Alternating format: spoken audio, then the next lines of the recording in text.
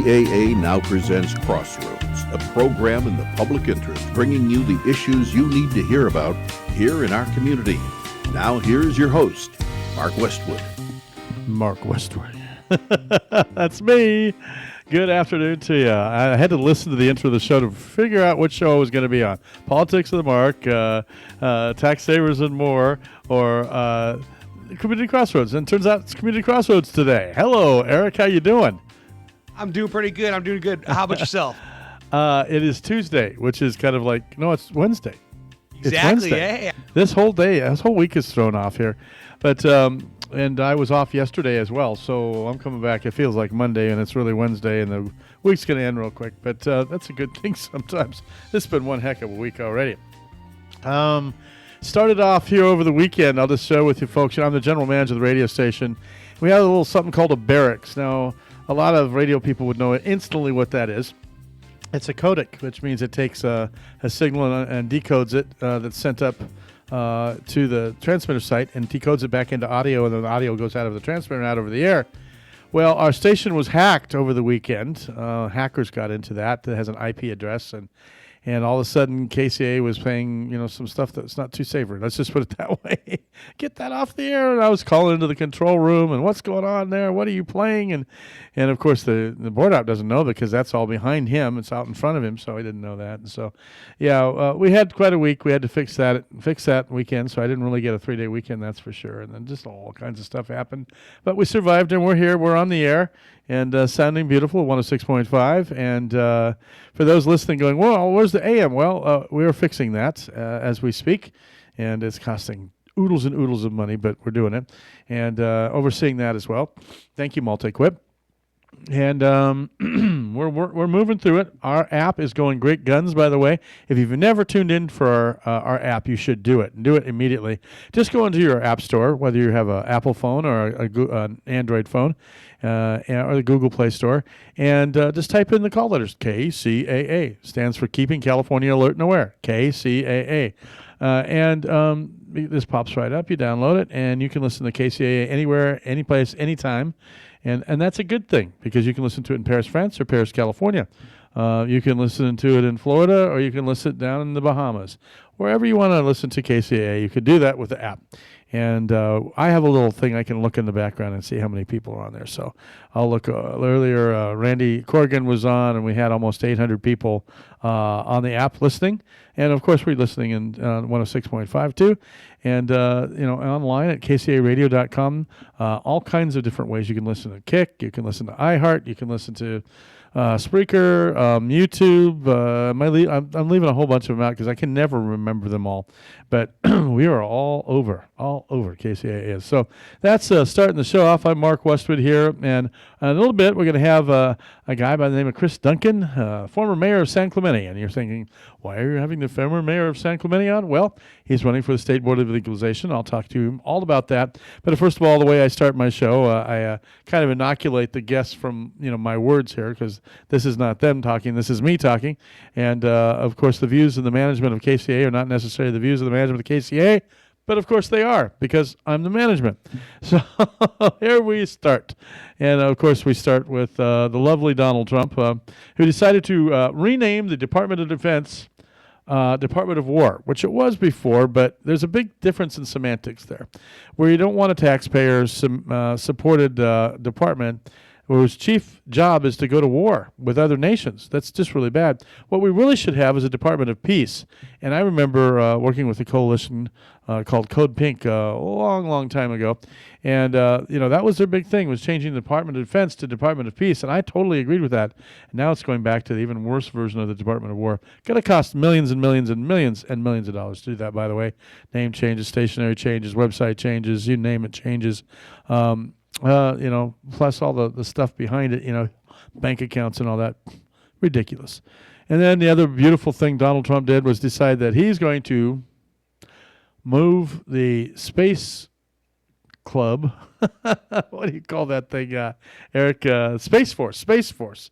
We're going to command space. We're going to go out and set up lines in space and, set these barriers and protect our territory in space, right? Space Force. Everybody kind of laughs at it because it really was something that was originally on something called Spaceballs, which was a movie. And Donald Trump watches a lot of movies. So, he thought, oh, Space Force, we're going to do that. Not knowing that was a big joke, the Space Force.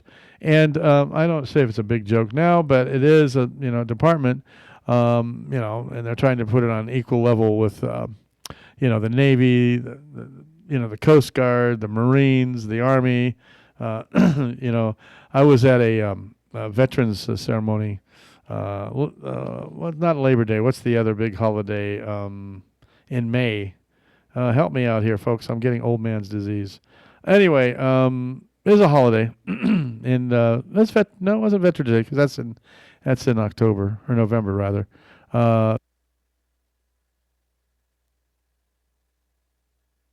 Myself now. There we go. Thanks. You turned yourself on and didn't hear you, and then.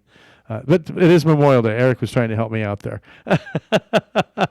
Anyway, Memorial Day, and they had the big flag presentation ceremony and a flyover. This is in Yucaipa, and big deal, and lots of people there. And then they played this song, and they walked out with this flag, and I was like, "What the heck is that?" That was the Space Force, and it was giggles in the crowd, audible giggles. And I was like, "Oh, that's so sad." But anyway, he changed the location of the Space Force from Colorado Springs, which makes total sense, to Huntsville, Alabama, and then changed it to Rocket Town. Changed the name of Huntsville to Rocket Town. You're President of the United States. You can't just go changing town names. Number one, how much power do you think you have here? What if he decided to rename, San Bernardino something crazy? But, okay. They're loving it because they're getting a whole, department, military department. But that's going to cost billions and billions of dollars. It's not even funny that he comes up with these ideas, and it's like the man has lost it. And we lost Donald Trump for about 6 days, by the way, and we hadn't seen him, but he reappeared to do that. There was a lot of people like muttering under their breath about that. So then we get to Jay Obernolte, who has done once again. I came across it at the post office today. Issued another, big full color full bleed 4-color flyer on congressional money and the congressional dime and the franking privileges he has to promote how great he is. And he had 4 talking points, and there were 4 lies, each and every one of them. The first one was that he helped build the wall. Well, there isn't a complete wall, number one, and no, he didn't. And then Homeland Security, helped increase better Homeland Security. No, that didn't happen, and that's still going on right now. And then, of course, strengthen gun laws. Well, I don't know how that's going to work with his party. He's a Republican. But no, you didn't do that. And it was all sunshine, lollipop rhetoric here, and spending a lot of money to do that, and wasting a lot of forests, a lot of trees, and a lot of chemicals, and going into the ocean. Not a good thing. So here we have Jay Obernolte. He's already running for Congress. And the reason he's running for Congress already, because, we're quite a ways away from, the filing period and everything. We're about a year away from that race. And, it's kind of why you jump in so early. Well, it's because polls all across the nation are showing congressional people, Republicans, running in very, very tight races that they should be winning. And, they're getting scared. And that's why, old Trump called up, the governor, Greg Abbott of Texas, and said, hey, give me 5 more congressional seats. And he did. It was quite a falderall. There's people going back and forth across state lines, trying not to get a quorum in the House, and all kinds of money being spent. And then, of course, California is now responding to that, too. They did pass it. The legislature drew their own lines in Texas. But in California, now we're going to take it to the ballot. We're going to say, people, do you want to do this? You want to draw 5 more lines to match that? Well, that's great. And we're going to do it temporarily. So I call it temporary mandering, 3 election cycles only. And we're going to call this the People's Proposition. We're going to call it Proposition 50 for all 50 states. And it's just to make sure that our midterms aren't totally rigged in the favor of Donald Trump, who, like when he called Georgia and said, give me 19,000 votes almost so I can win the 2020 election. Now he's called up Texas. He's been successful with that. So we had to respond. This is a response. It's not something everybody wants to do. In fact, Democrats like me are like, grumbling because we fought so hard for Proposition 11 and the Citizens Redistricting Commission because we think the citizens should draw the line. So the citizens should draw the lines. And so that's what we're doing. The citizens are going to virtually approve these lines. So, this is the people's proposition. And yes, you should vote yes on Proposition 50. And of course, on the other side of it is a guy that's, masquerading that he's trying to defend Proposition 11 and then good old Arnold Schwarzenegger and some guy, Carl DeMeo from down in San Diego, all masquerading, and they're going to spend $100 million on this. Charlie Munger Jr., by the way, is the son of Charles Munger Sr., which makes sense totally, except for the fact that he is from Berkshire Hathaway Trust Fund kid. That's exactly what he is, and he's got a lot of money, so he's going to spread about $100 million over all this. So what it's going to take is people. We can't outspend this guy. The guy from Netflix, the CEO of Netflix, gave $2 million this past week. That's a drop in the bucket compared to $100 million. And so the only thing that we're going to be able to do is people power. And that's what we're gearing up to do now. We're all meeting. We're getting together. We're starting to walk. We're starting to get on TikTok. We're starting to get on Blue Sky. We're starting to get on X. We're starting to get all kinds of things, a little squiggly amplitude ampersand. What is that thing called? Threads. Threads. That's something I'm not really familiar with. Is it getting popular? You know what? I know I'm a little bit younger than you two, and I'm not on it. I have no idea. Threads. Okay. Anyway, Threads and all kinds of social media we're going to do. We've got digital graphics. We'll call them in a toolkit that we're going to give people so they can post them and talk about it.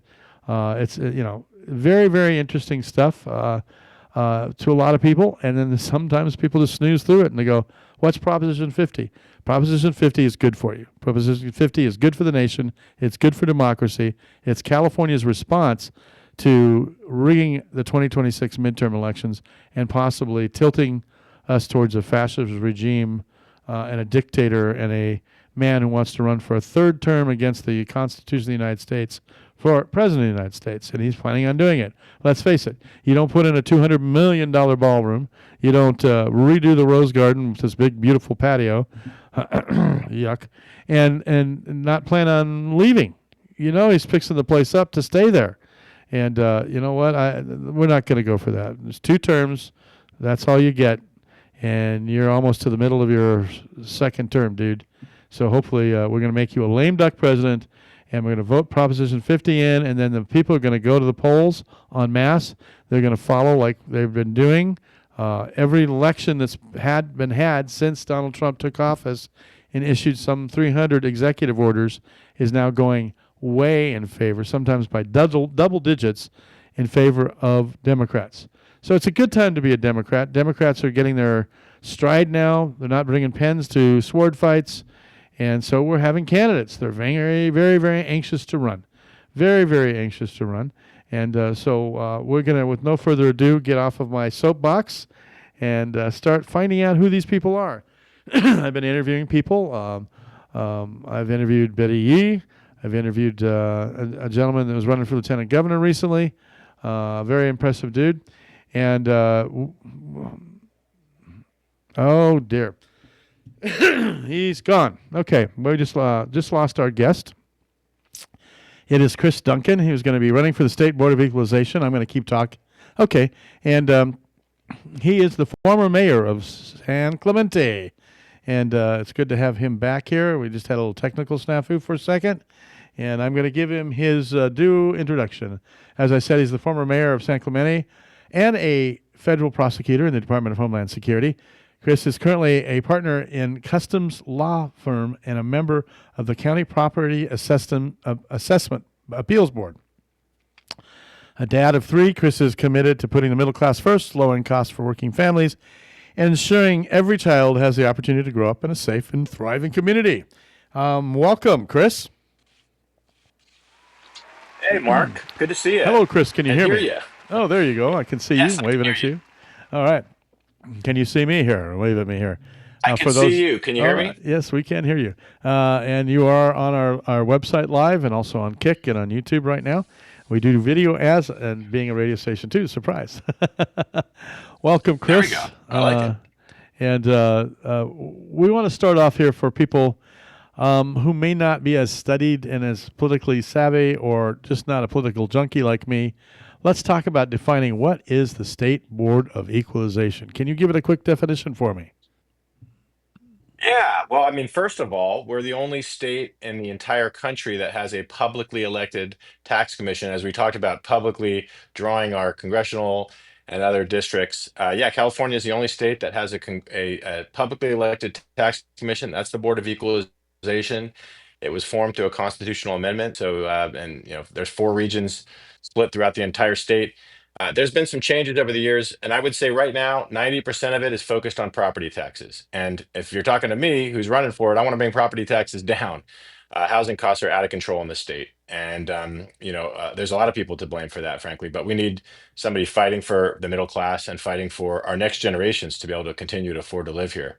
So yeah, it's about setting the rules for taxation, especially property taxes, uh, and hopefully bringing those costs down. And so there's 4 regions in the State Board of Equalization, which you're directly elected to. And there's the first region, which is kind of in our area, and it's a huge one. It's included all the way up the state. It includes part of our area. And then there's District 4. Can you tell me the boundaries and the cities that are in District 4? That's That's hard to do. But what I'll say is this. Yes, the District 1 covers most of San Bernardino County, but it's a lot of the unincorporated area up through Big Bear and all of the open space. Highland. Most of the cities that are down at that bottom kind of panhandle of San Bernardino County are in Region 4. And so if you're down in that area, you're probably in Region 4. You can go onto the Board of Equalization website and type in your address. What we found is even people that live in the same city are in different regions. So I hate to give the cities out. I know there's in Highland 2 different addresses are in 2 different regions. So you can check out which region you're in there. But I would say that most of those populated cities, Chino Hills, Redlands, folks that are down in that panhandle are in Region 4, which is the region I'm running in. Well, great. And you do you still live in San Clemente? I am still in San Clemente. Yeah, beautiful San Clemente, home of Richard Nixon's Western White House, famously. Yeah, Yes. that's where we all know San Clemente. And for people, that's kind of down around the San Diego County area, isn't it? Right on the border with San Diego County. Yeah, right on the border here with one of the famous surf spots, actually in the country where the 2028 Olympics are going to be, Lower Trestles, which is very close to San Clemente, but actually in San Diego County, right over the border. So name some cities around San Clemente for our listeners so that they understand where San Clemente is if they don't know, because we're kind of Inland Empire moguls here. Oh yeah. Hey, I love it out there. I hang out there as much as I can, and like we talked about, go snowboarding up in Big Bear with my son. Play a lot of soccer tournaments out there in San Bernardino County. But around us, you might have heard of San Juan Capistrano, an Mm-hmm. historic town with a lot of history there. Mm-hmm. There's some an old mission there was founded right around the time the country was founded. Horseback riding there. Dana Point, beautiful area with a lot of surfing heritage. Laguna Beach is just up the coast, very close. Then you get into you got Mission Viejo inland, but you have Newport Beach not too far away, Huntington Beach a little farther away as you go up the coast. Irvine is obviously a growing city that's a little bit north of us. So really those are the cities that are in South Orange County where we are here. And how long were you mayor of San Clemente? I was mayor for 1 year. We vote Oh, 4-year terms on city council, right? So I was voted as the first Democrat ever elected in the city of San Clemente, which is 100 years old. So I'm thinking that's pretty congratulations. good. Yeah. And then I got to convince those 4 other Republican city council members to vote me in as mayor. That's how we do it. We point from within, and so I got to be the first Democratic mayor as well, and back in 2023. Here in South Orange County. And I should mention too, though, this region is massive, right? It's not just that part of San Bernardino County, but it's all of Orange County, all of San Diego County, all of Riverside County, and all of Imperial County, and then Yeah. that swath of San Bernardino as well. California's a big state, and there's only 4 regions of the State Board of Legalization. So, but it is, That's it. a citizen directed, citizen elected, taxation board, which is really, really good. And so some of the big accomplishments of the State Board of Legalization are like retail taxes, right? You monitor. Well, actually, there's been some controversy on the board, and they took sales taxes away and put it into administrative did they? department. So, I mean, one of the things I want to do is turn the page from some of the inaction and, frankly, corruption that's happened at the State Board of Equalization. And I'm not going to point out any names, but I think we elect people to get stuff done, right? I was going to Right. use a different word, but get stuff done. We need our elected officials fighting for us. And so there needs to be more done at the board. And we have a lot of great civil servants with housing expertise. My vision is to enlist them in driving policies that bring down our housing costs, but ensure that the revenue is generated that we can support our public schools and public safety. Right. That's really it in a nutshell. So I have some big ideas of what we can do at the board to create first-time homebuyer programs, get corporations out of the business of buying homes, so that it's a fair playing field, right? For tax credits for new home buyers, massively expanding the supply of housing to bring the cost down. These are all things the board can do and hasn't done in the past. So we need a change, and I'm intent on bringing that change. Yeah, and a lot of people always bring this up to a state BOE person. They always bring up Howard Jarvis. We know that name, Proposition 13. Oh, yeah. And, here's just a little my take on this. I like Proposition 13 because I've benefited from Proposition 13 once or twice. And then I also don't like Proposition 13 because, I don't think, people that have like theme parks, and hand it from one generation to the next shouldn't pay some taxes. And, there's a lot of difference between, my parents' humble home that I inherited and was protected by Proposition 13. A lot of difference between that and somebody like Disney, for instance, that, is handing over millions and billions of dollars from one generation to the other. What do you think about that? What say you? Yeah, that's a great point. I mean, folks might remember a couple years ago there was this thing. It was called the split roll. It actually went to a vote of the citizens of California. That would have carved out all of those corporate properties out of Prop 13 and left the residential properties. But to be honest, Howard Jarvis and a lot of those anti-tax groups did a really good job of marketing. Same groups that are getting involved in this redistricting thing, and they convince people that if you took it away from the large corporations like Disney, like you're talking about, that eventually they'd come for regular residents as well. So that was narrowly voted down. That would have done what you talked about, which would have been a lot more revenue so that we can, get back to having the best public schools, fully fund our firefighters and police. It didn't pass. So we got to deal with what we got right now, right? That may get revisited, I think, at some point. But for right now, Prop 13's in place, and there's a lot of great things about Prop 13 for sure, right? Especially for homeowners, property owners like you and me. But we have to have policies that allow our younger generations, fulfill the California dream too, and be able to realistically envision themselves buying a home. And so there's a lot we can do within the confines of Prop 13. To ensure that we do the things you're talking about, right? We need to have a level playing field. We need transparency. We need to have corporations not have an unfair advantage, and billionaires have an unfair advantage in all of these processes. I see that, by the way, on the Assessment Appeals Board. And that's where you get to challenge your home value, right? If you think you got valued too much, you pay too much taxes. And the only people who can afford to do that right now are huge corporations. That's not right. We need to have everyday residents be able to get into that forum and advocate for lower value themselves to lower their taxes. So there's a lot of things we can do within the confines of Prop 13. The other thing is we need incentive programs. We've got a lot of seniors who would like to move into a senior community, say, that fits their current lifestyle. But financially, it doesn't make any sense because under Prop 13 they're not paying any taxes. It's locked in. Well, we need to have other incentives to have those folks go to those communities that if they're interested in going to a senior community and then opening up that home for new home buyers. So those are the ideas I have within the confines of the law we have now, knowing that our residents kept Prop 13 in place a couple election cycles ago. Yep. Well, that's a good way to end this first half of the show. I'm getting the cue here. We got to go to a commercial break. Chris, will you stick around with me? Fantastic. Yes. All right. We'll be right back with Chris Duncan, former mayor of San Clemente, running for the State Board of Equalization, District 4. I'm Mark Westwood, and you're listening to Community Crossroads on KCAA 1050 AM and 106.5 FM. The stations that leave no listener behind.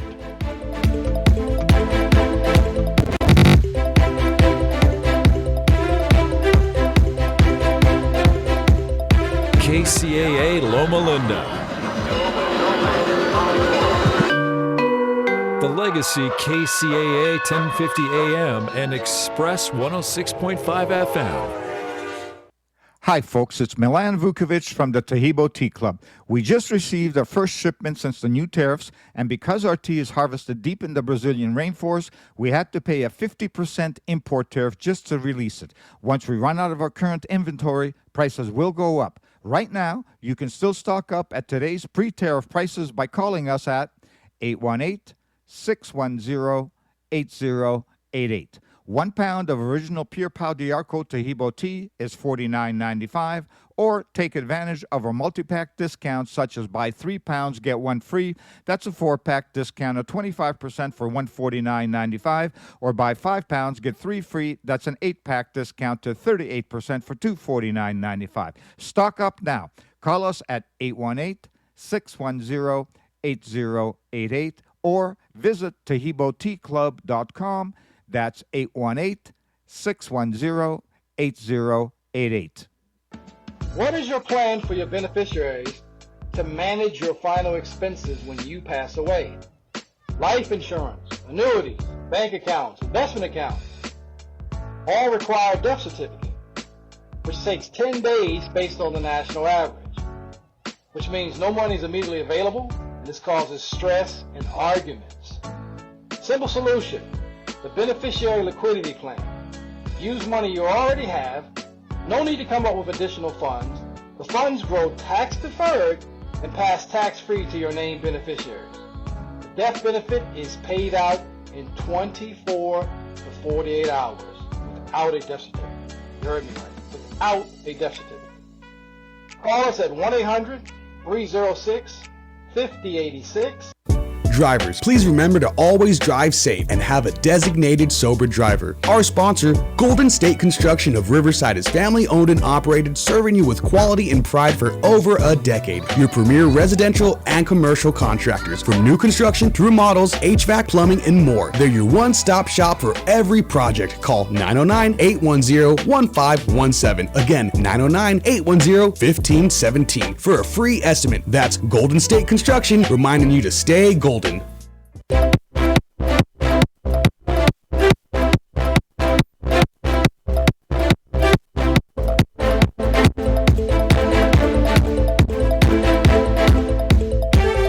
KCAA 1050 AM, 106.5 FM. Mark Westwood, Community Crossroads.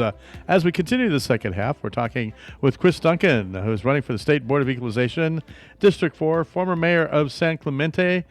He's got a lot more to him than that, though. And one of the things I wanted to ask is, you're currently a partner in something called Customs Law Firm. You mean like Customs and Immigration Law, or what is that?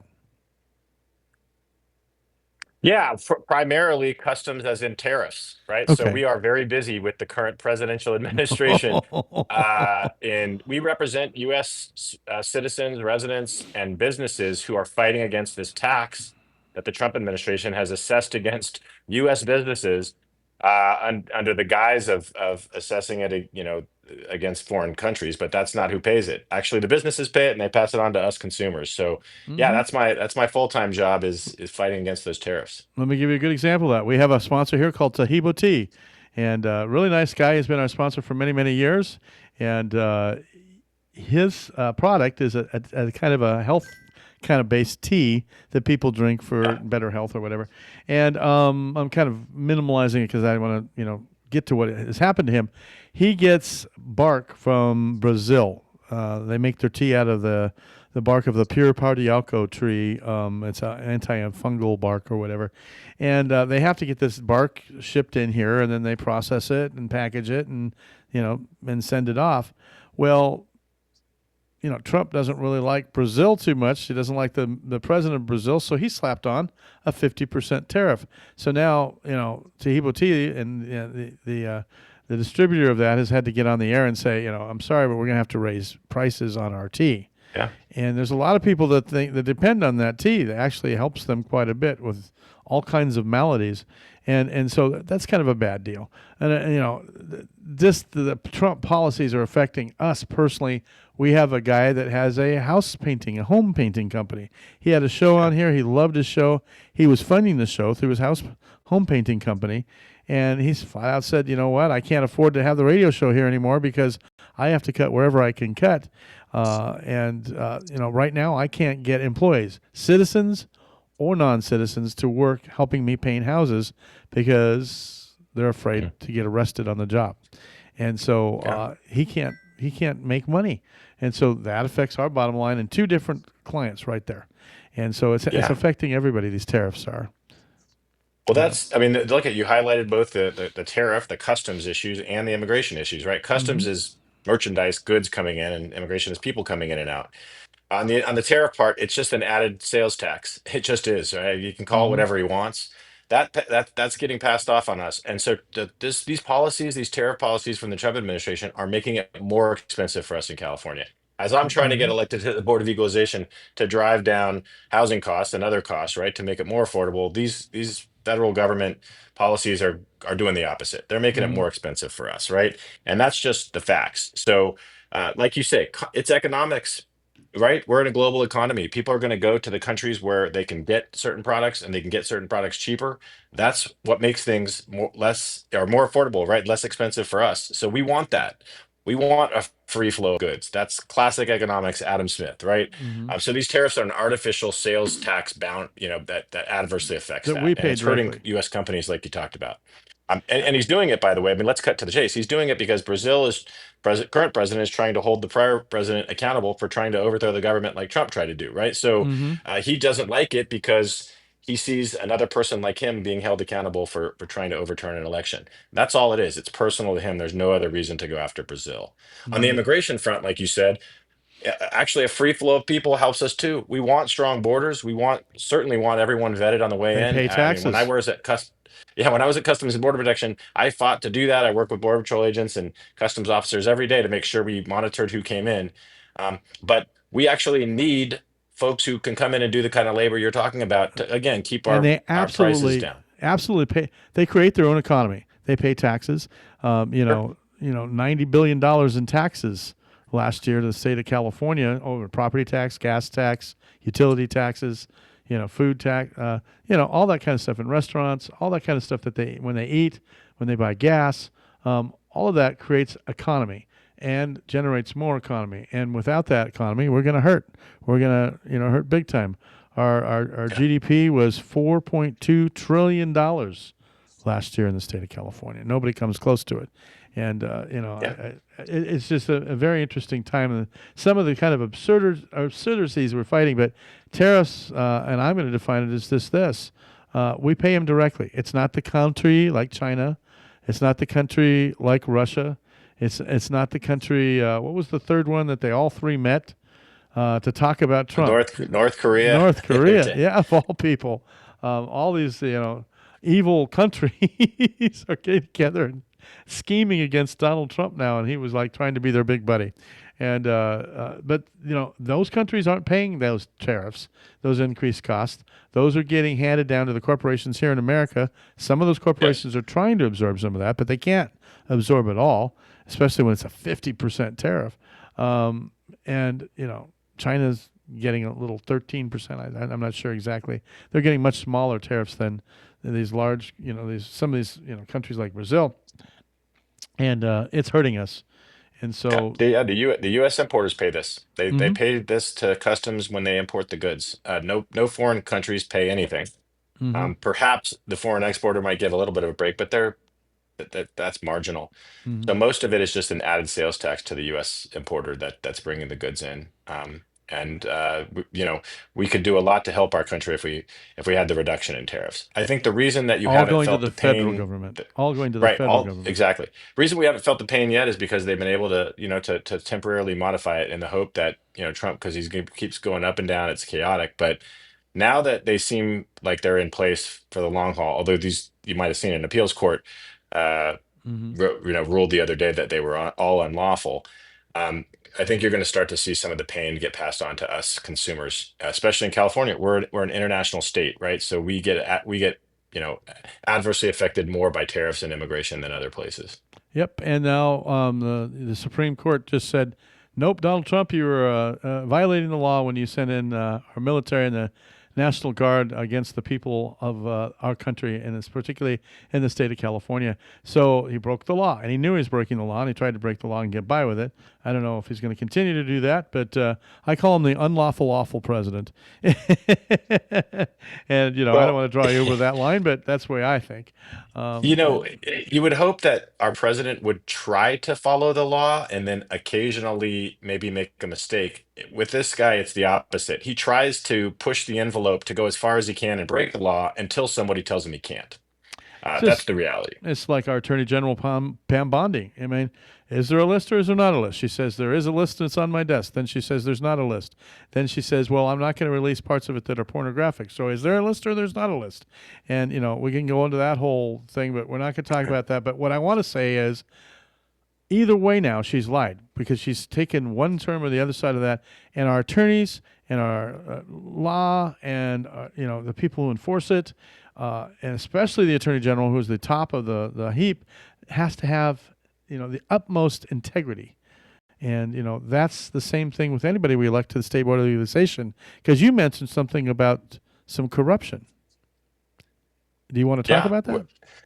Yeah, I mean, we've had board members before that were using the resources that were available on the Board of Equalization for their own private personal uses and their own political uses, as you mentioned, Congressman Olbernolte doing it right along the line, right, about what's a political thing versus just a communication to voters. But actually, there were findings that Board of Equalization members, were actively, affirmatively using the resources for their own personal gain. And that's the last thing we should have in a publicly elected tax commission, right? So just as you're saying, we lament that we have an incompetent supplicant as our attorney general, and we don't have a Department of Justice that we can trust to protect our rights and enforce the law.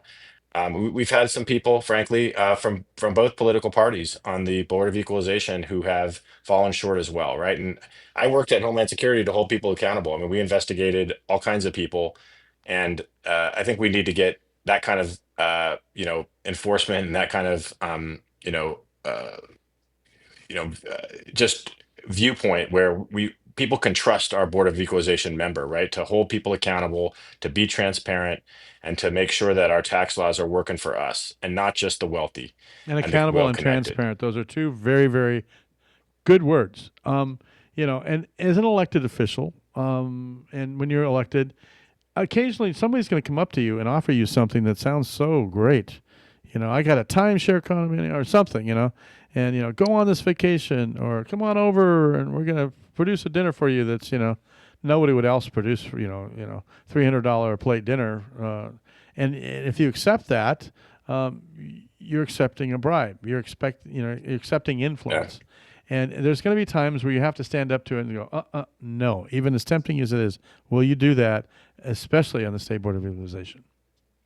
Absolutely. And that's why I'm running, to reinstate that kind of trust that the public can have. I should just briefly mention my foundation story. When I was in Customs and Border Protection, I was offered a promotion if I would help support and defend the child separation policy, which was that policy in Trump 1.0, right, about taking immigrant kids away from their families. Right. I told them, no, we're not going to defend that policy. None of my staff is going to defend that policy. I was the West Coast Counsel for Customs and Border Protection. It cost me my career. It cost me a 16-year career because I stood up for what was right. For people that I didn't even know, but I knew what was right. When I looked in the mirror, when I looked at my own kids who were the same age as these immigrant kids that were being locked up in cages, I said, I don't care how good it is for me. I'm not doing this. And I don't care how bad the consequences are, right? So I think every elected official and every person out there should look at their elected officials and they should judge them on that criteria. Is this person willing to do what's right, even if it costs them personally or politically? That's what we should be looking for in this time. And I know that that's why I run for office, right? And I hope people look to me and other people like me for that kind of quality, right? We don't know what the next challenge is going to be policy wise, but we do know that that elected officials are going to be called upon to make difficult decisions and we need people who you have confidence in to make that right decision, even if it hurts them personally. And sometimes you have to do that, and you have to stand up. And maybe later on down the road, that will get it adjusted again. And maybe it's not. I don't think it's the end of your career. I just think that that's put a bump in your career, of course, because some people that don't have too many scruples decided to do that to you, and I'm sorry to hear that. So let's move on a little bit from this. It's a terrible story. You like what you hear, folks? This is Chris Duncan. He's running for State Board of Equalization, District 4. These are the kinds of people I think you probably want to elect. And, especially if you live in San Bernardino, Riverside, parts of Orange County, all that. Chris, how do they get a hold of you? What's your website? Yeah, pretty easy. VoteChrisDuncan.com, VOTE, like casting a ballot. ChrisDuncan. That's where you can get all kinds of information about me. Reach out to me, let me know what's on your mind. And I'm the kind of person who wants to get out in the community. That's why we met the other day, Mark, out in San Bernardino. And I'm going to be up and down. I've been out to El Centro 3 times. So Imperial County, those folks are like, we've never seen anybody from Orange County out here. So I like to show up and talk to people face to face. That's where I get the best ideas. And I think that's what people are looking for right now. They want to meet you in person, look at you in the eyes, and ask you a tough question. So I'll be out in the community doing that. But in the meantime, yeah, please do go to the website and check us out, and you'll be seeing us on the ballot come next year. Yep. Now's the time to do this, Chris, is just get out, because as the election nears closer, you're going to have to hone in and hit those areas that you need to, convince people and change minds. And that's going to be a more, focused area. And these districts are huge. And, eventually, I did on the last 2 days of my state assembly campaign when I ran for state assembly, I wanted to hit every city in my district. Man, that was a trip, man. It was That's you exhausting. couldn't hardly That's do exhausting, Mark. it was like, I've been 30 there. minutes here, 20 minutes here, 30 minutes here, we did a lot of it, and, it paid off. But at the same time, running an election and a campaign is difficult. Tell me about some of your election plans. You're going to have your ballot on November 3rd, I think, in 2026. Is that it, or is it coming up Yeah, in November 4th? before that, we'll have the primary in June, right? So that'll be, the way we do it here. It's just the top 2 vote getters at any political party, right? Assuming that there's more than 2 people that are on there, we'll move forward to the general election in November. So the first thing I'm setting my sights on is the primary in June, not knowing who's going to be in. There'll probably be some more people jump in because this is an open seat.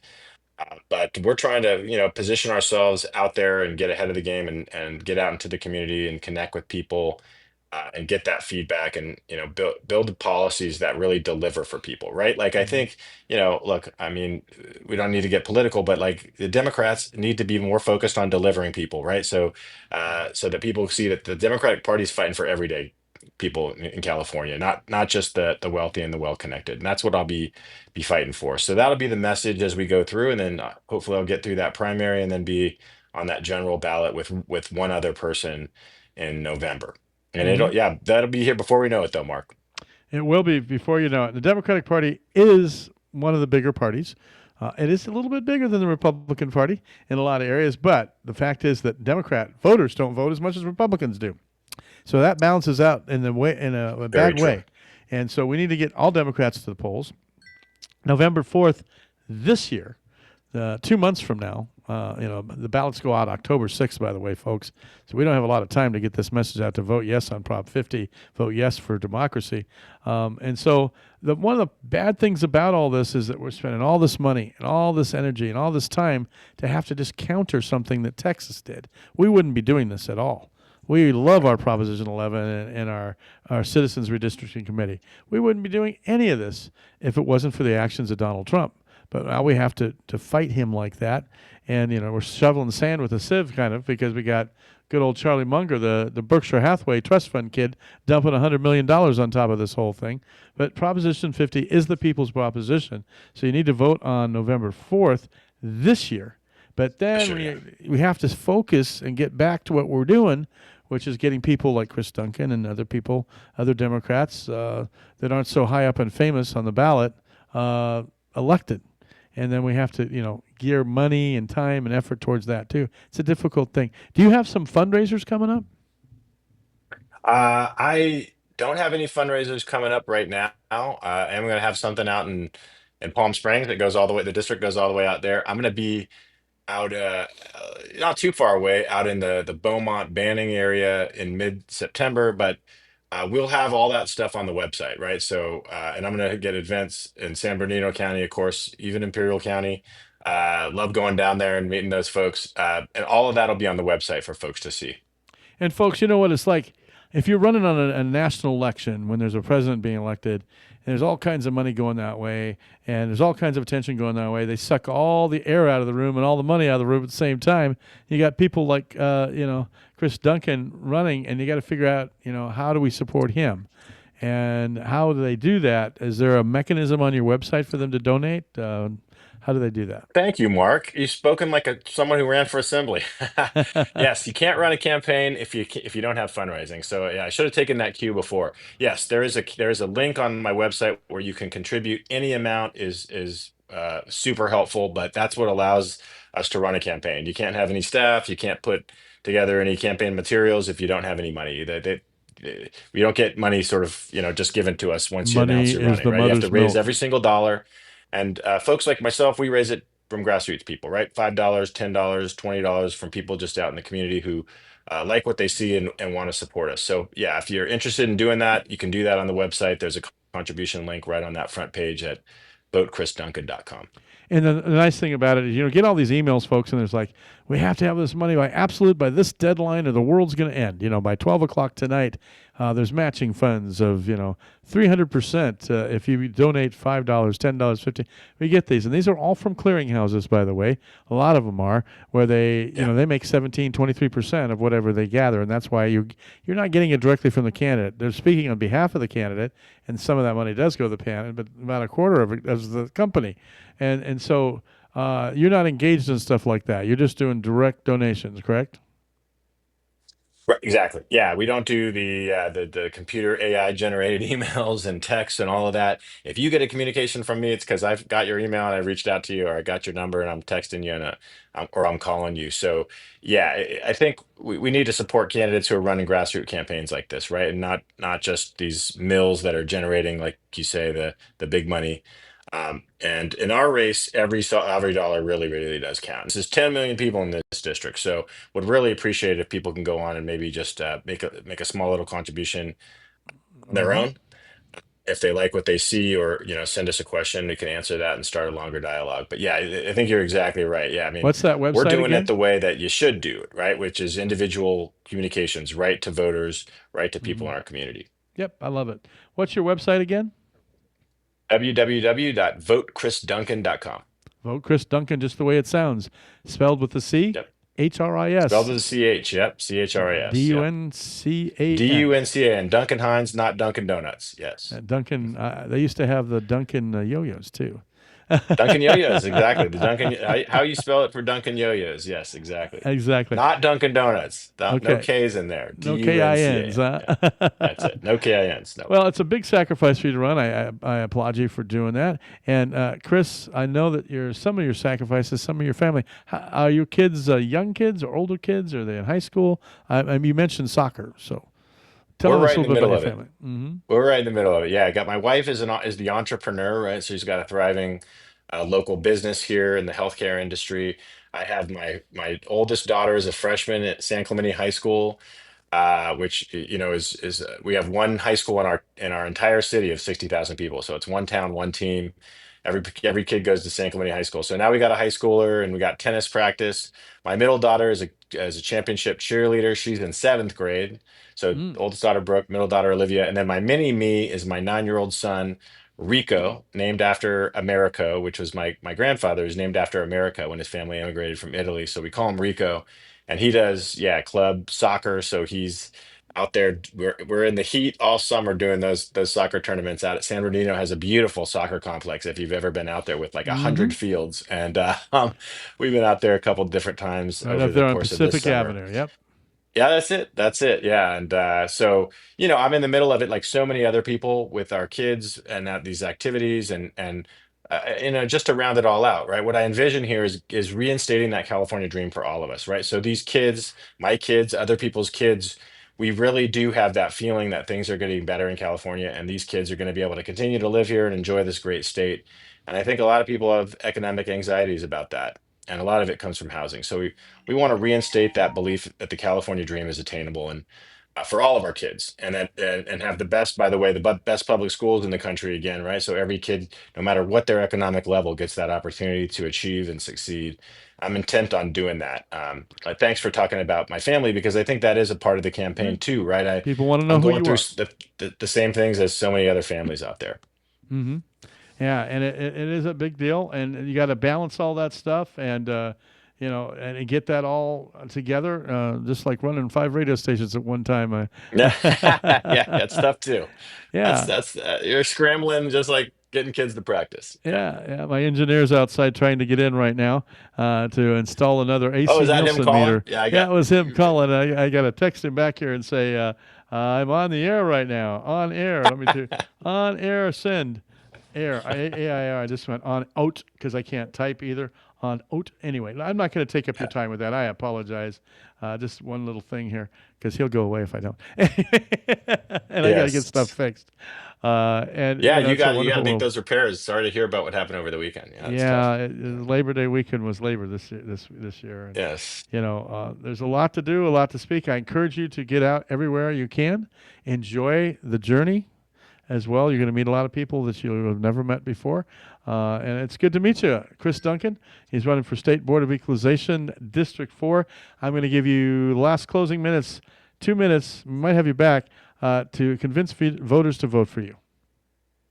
Yeah, well, I mean, I'm running for the California dream here, right? It's too damn expensive in the state, to be honest with you. It just is. Let's call it how it is, right? I'm fighting to reduce our costs, and that starts with housing, which is the number one driver of economic anxiety. And people can't hope to meet the highest expectations and accomplish their dreams if they're worried about paying rent and worried about making that mortgage, or they think they'll never be able to buy a home. So my vision for the Board of Equalization is to drive down those costs, give every Californian a chance to become a homeowner, broaden that revenue base so we could pay for the best public schools, pay for the best police officers, best firefighters, and continue to make this the best state in the country. So hoping that people will give me that chance coming up. Again, votechrisduncan.com is the website, and I'm fighting for all of you. I'm fighting for you out there, and I'm willing to make those sacrifices as I've done over the course of my career. Those personal sacrifices so that we can all have a better life. Hopefully you'll believe in that too. You'll have that confidence, and you'll support me in this campaign.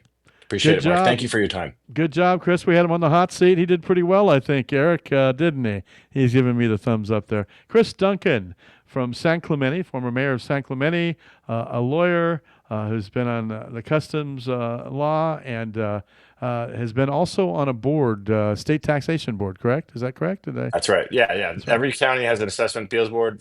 San Bernardino does too, and that's where you get to challenge your assessment if you think it's too high. Well, thank you, Chris. Running for State Board of Equalization, District 4. We'll have you back. ChrisDuncan.com, correct? VoteChrisDuncan.com. VoteChrisDuncan.com.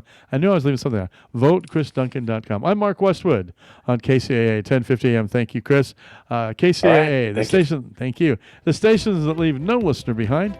Coming up next, Water Zone. Think big. Oh, the wrong radio. It's the wrong day. I just get thrown off by all this. Thank you, Chris. Take it away.